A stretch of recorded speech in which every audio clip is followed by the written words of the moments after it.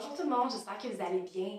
Aujourd'hui, j'ai décidé de faire une petite capsule. J'ai écouté récemment un webinaire sur l'alimentation intuitive qui m'a vraiment inspirée. J'ai appris énormément.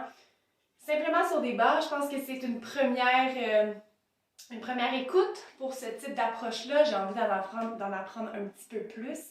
Mais il y a comme un concept que j'ai beaucoup aimé, que j'avais envie de partager des trucs personnels avec vous par rapport à ça. Et c'est sur le sentiment de satiété. Donc, je vous ai sorti ici, sur mon tableau, quelques petites choses dont j'ai relevé et je vais vous donner des petits trucs là, personnels par rapport à ça pour la suite. Donc, sentiment de satiété, ce que j'ai trouvé très bien, c'est qu'il y a comme 4 volets, en fait, où notre cerveau va enregistrer le fait qu'on a plus faim ou que ce qu'on va manger, c'est suffisant. C'est surtout ça. Donc, quand on a tendance à miser un mode de vie qui est équilibré, on veut faire attention à ce qu'on mange, on veut essayer de manger de façon plus nutritive, de façon un peu plus consciente, eh bien, des fois, on pense qu'il faut manger moins, il faut manger peu.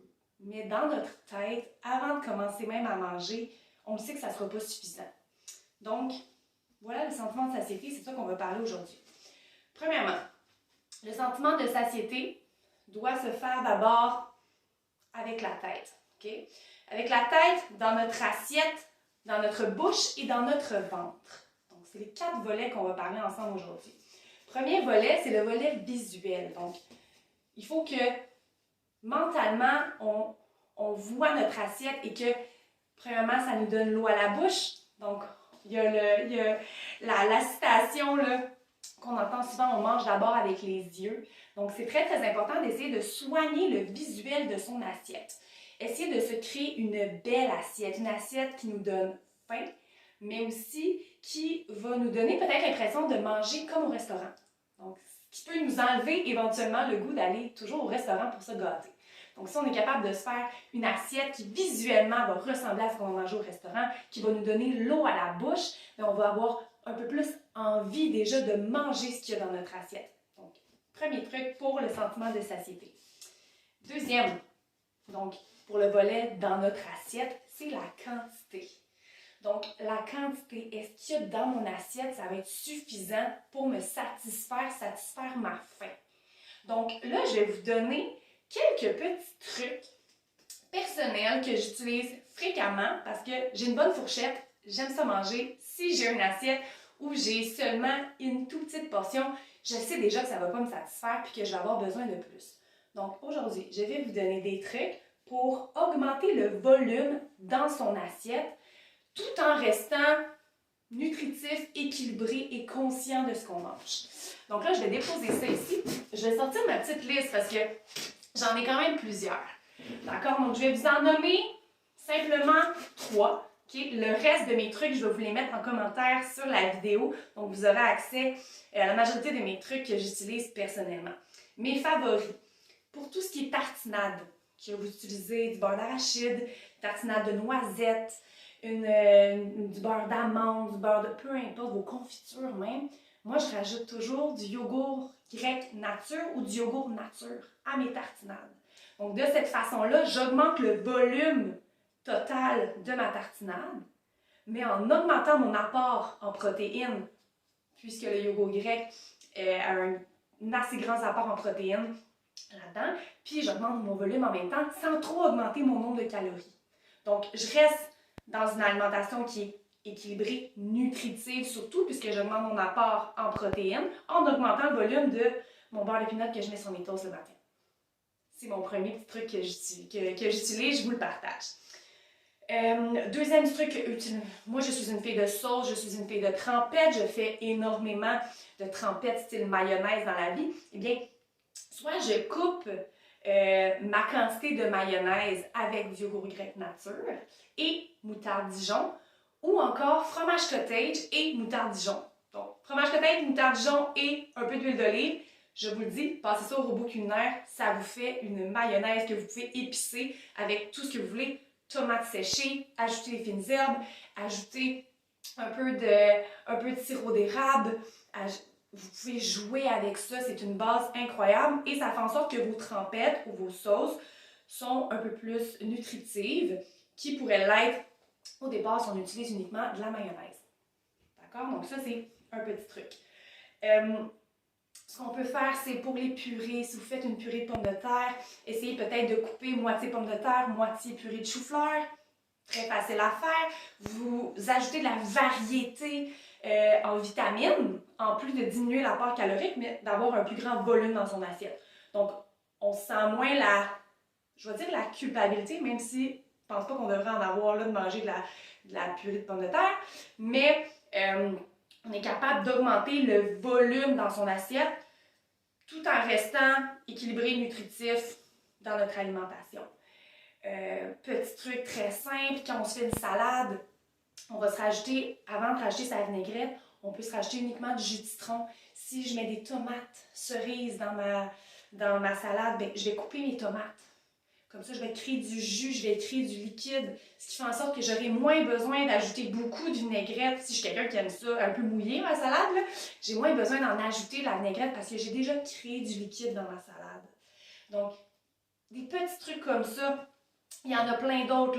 La viande hachée, si j'utilise la viande hachée, bien, je peux remplacer la viande hachée ou faire du moitié-moitié avec de la protéine végétale texturée.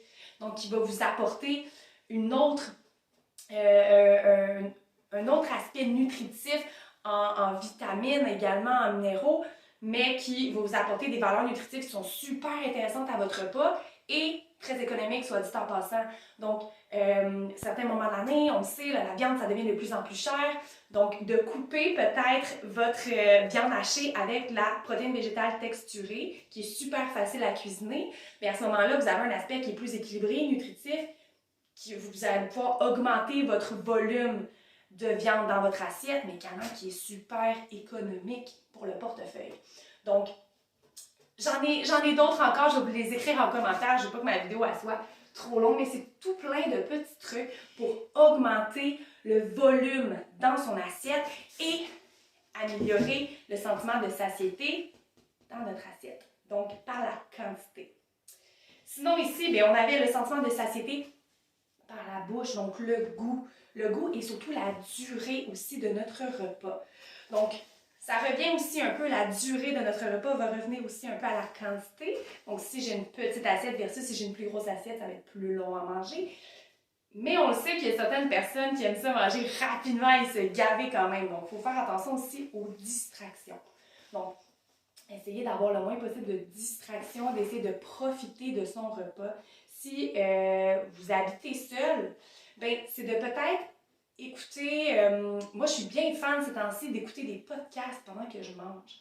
Donc ça m'évite d'avoir quelque chose qui me distrait visuellement, j'ai quelque chose qui me distrait auditivement, mais ça me permet d'être un peu plus concentrée sur ce que je mange, de regarder mes aliments, de prendre le temps de les savourer et tout. Mais en habitant seule, j'ai pas une grande tablée avec qui discuter pendant mon repas. Donc d'écouter un podcast, c'est quelque chose qui me distrait auditivement, mais pas visuellement. Donc, je diminue quand même la quantité de distraction, mais j'arrive à profiter un peu plus de mon repas. Sinon, ben, si on est une famille à la maison, si vous êtes un couple à la maison, mais d'essayer de profiter de ces moments-là pour discuter, pour échanger. Donc, c'est sûr que ça va faire durer votre repas plus longtemps, ce qui fait que c'est un peu plus satisfaisant de sortir d'un souper ou d'un repas qui a duré 1 heure versus j'ai mangé 15 minutes sur le coin d'une table. Donc, c'est des petits trucs. Et le goût, bien là, évidemment, essayez de prendre le temps d'assaisonner vos aliments. Prenez le temps de les cuisiner, d'aller rechercher des goûts qui sont variés, mais des goûts qui vous parlent aussi, beaucoup qui vont vous donner envie de manger. Le sentiment de satiété va être beaucoup influencé par le goût que l'on va donner à nos aliments. Et bien, finalement, la sensation digestive, donc ce qu'on va ressentir dans notre ventre. Donc, on veut essayer de finir notre repas et ne plus ressentir la faim, sans non plus aller ressentir cette sensation de ballonnement et de maldigestion.